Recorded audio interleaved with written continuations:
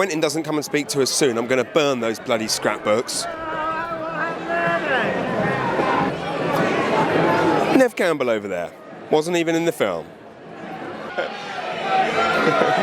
Got a spare cigarette, Mickey? We're about to speak to Lawrence Bender, the producer of this film, and Quentin Tarantino's long-term collaborator. Hi Lawrence, wonderful to meet you. How are you? Nice to meet you too. Loved the movie last night. Absolutely fantastic. But you and Quentin have been making movie history for the last 15 years, but now you've decided to rewrite military history. Was that a conscious decision? Well, yeah, I mean, Quentin wrote the script. I mean, the thing is about this is that, you know, what Quentin would say is his characters are always authentic. I mean, I think that's one of the most important things about his characters. And his characters obviously didn't exist, but if his characters did exist, that's plausible. That could have happened. That history could have been changed. That makes absolute sense. Are you worried that certain people in America might think that this was actually how Second World War ended? No, I'm not that worried. Even if they do, who cares? Yeah. No. And what's the best thing about working with Quentin? Oh wow! I mean, you know, he's a loyal, wonderful, creative person, and he's a dear friend to me. He's been very good to me. But you know, he instills an enormous amount of he's an out-of-the-box thinker, and he makes you think, right. And he brings the best out of people. And I think on this movie, he brought the best out of everybody on this movie. I think that's one of his attributes is that everyone around him wants to do so well to do the best. Hey James, in the movie show, how are you? Good. You're the second Austrian to have a hit movie this year. Did you get any tips from Bruno? Yes, I do, but I wouldn't quite dare say them in public. Fantastic. You're truly terrifying in the movie. And congratulations on your award. Thank you. Thanks very much. Are you worried that now when you meet people or you go into Starbucks, they're going to be scared of you? I'll dress up as Bruno. Christoph played absolute maniac in the film. Like, you come across so charming. How do you manage it? Well, how does that one contradict the other? It doesn't. You know, you come off as charming too. You know, do I know what you did to your girlfriend this morning? What's Tarantino like to work with as a director? Are you his girlfriend? He is what you expect. Plus, you know, so it's an actor's dream. Perfect. Not only did he not remember me, he didn't even bother to speak to me. I am definitely burning those scrapbooks now. Right, where are those f***ing matches? So there you have it, the man himself, Quent. He blanked me after years of collecting every still poster newspaper cutting going. He blanked me, and I swear I saw him look me in the eye, and he turned and walked in the other direction like he doesn't care. Do you not care, Quent, your #1 fan? I mean, all the years and years of obsessive collecting that I've given to you, the love that I've given to you. You bastard, Quent, you bastard. I've had it with you now. This is it, we're over, we're done, we are done. I am gonna destroy, this is it. I've had it. Right. That's it. See, over. That said, Quent, if you do decide that you want to do an interview with us, you know, after all, we missed Simon Pegg at his premiere, and he gave us time afterwards and came and spoke with us personally. So if you want to get in touch, Quent, with me, your #1 fan, not a stalker or anything, just a big fan, all you have to do is get in touch, email me the email that's on the screen now, and we can do a one-on-one. Now look what you made me do, you bastard!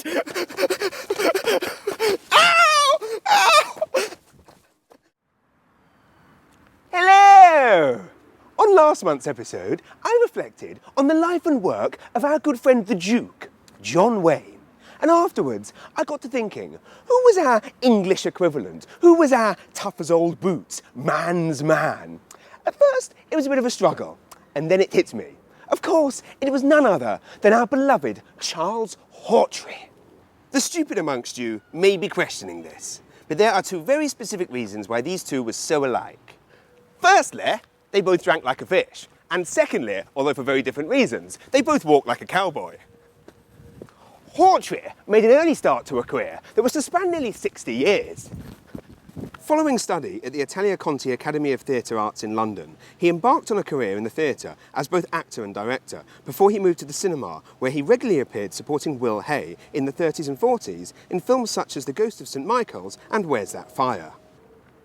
Throughout the 60s and 70s, he became a leading member of the Carry On cast, mostly playing characters that ranged from the wimpish through the effete to the effeminate.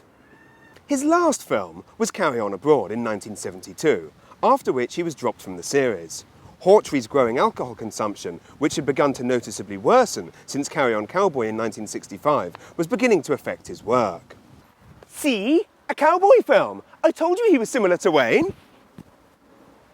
The last straw occurred in 1972, when, in a bid to finally gain higher billing, Hawtrey withdrew from a Carry On Christmas television programme in which he was scheduled to appear. After this, the producer Peter Rogers, who sadly died earlier this year, stopped using Hawtrey for Carry On films, and he slipped into the relative obscurity of provincial summer seasons and pantomime, where he played heavily on his Carry On persona. Very little is known about Hawtrey's early years or later private life. He guarded his relationships very carefully, perhaps no surprise in an age where male homosexual behaviour was illegal and punishable by a prison sentence.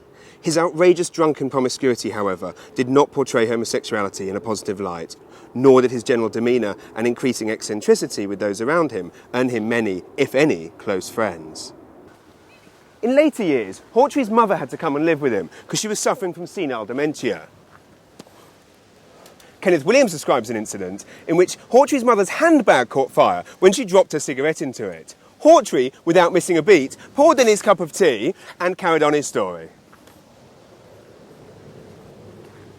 In her autobiography, Barbara Windsor wrote about Hawtrey's alcohol problem and him flirting outrageously with football legend George Best.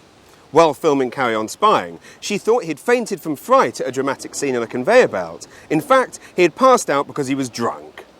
Whenever he came on set with a crate of R. White's lemonade, everyone knew he'd been on a big old drinking binge. Nevertheless, he was an integral face to the Carry On family, smoking Woodbines profusely and playing cards between takes with Sid James and the gang. Hawtrey finally retired to Kent in the 1980s, where he spent most of his time drinking. He cut an eccentric figure in the small town, frequently cruising on the promenade in extravagant clothing, waving cheerfully to the sailors. He caused a minor news scandal in August 1984 when his house caught fire after he went to bed with a teenager and left a cigarette burning. Shame he didn't have a cup of tea to hand. In October 1988, he was taken to hospital after breaking his leg in a fall outside of a public house. He was discovered to be suffering from peripheral vascular disease, a condition of the arteries brought on by a lifetime of heavy smoking. Sadly, his last appearance was in children's TV show Super Gran, a sad indictment of anyone's life. As if to add salt to the wound, the episode also featured comedian Billy Connolly. Hawtrey was told in order to save his life, his legs would have to be amputated. He refused, allegedly saying he preferred to die with his boots on, and died almost a month later, aged 73. On his deathbed, Hawtrey supposedly threw a vase at his nurse, who asked for one final autograph. It was the last thing he ever did. His ashes were scattered in Mortlake Crematorium, close to Chiswick in London. Here ends the similarities between the Duke and Hawtrey. For as Wayne finally met his maker to the tributes of kings and queens everywhere and a nation in mourning, Hawtrey slipped past quietly, with no friends nor family attending his funeral. Miserable bastards. Oh, hang on! My flights are undone! On next month's show, we'll be back with reviews of all the new releases, rare clips, and exclusive interviews. But until then, enjoy yourselves.